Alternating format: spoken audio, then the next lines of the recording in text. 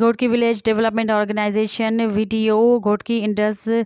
Conservation and Oxfam Pakistan के ताउन सां औरतुनि जे आलमी ॾींहं जी मुनासिबत सां हिकु सेमिनार मुनक़द कयो, जंहिंमें ॻोठाणनि,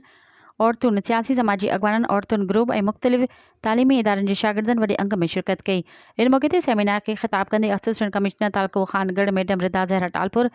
SRSO मैडम फरीदा पठान, सूरमियूं culture and development organisation Nida परसदायो, हाकिम ज़ादी, सुहजान बाई, executive director VDO Ali Hasan महर,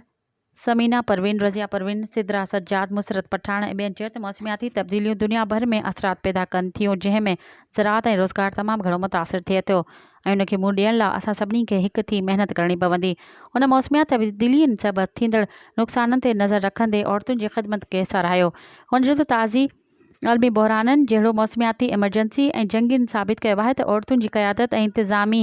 उहिदनि, पार्लियामेंट ऐं अवामी इंतिज़ामिया में फ़ैसिला करण ज़रिए मिस्बत तब्दीली आणे सघिजे थी। आख़िर में मुख़्तलिफ़ तालीमी इदारनि जे शागिर्दनि पंहिंजे पंहिंजे मौज़ू ते सुठो बहस कयो। मज़ीद ख़बरनि ऐं तफ़सीलात लाइ विज़िट कयो असांजी वेबसाइट www.awamiNewsHD.com ऐं ॾिसंदा रहो अवामी न्यूज़ HD।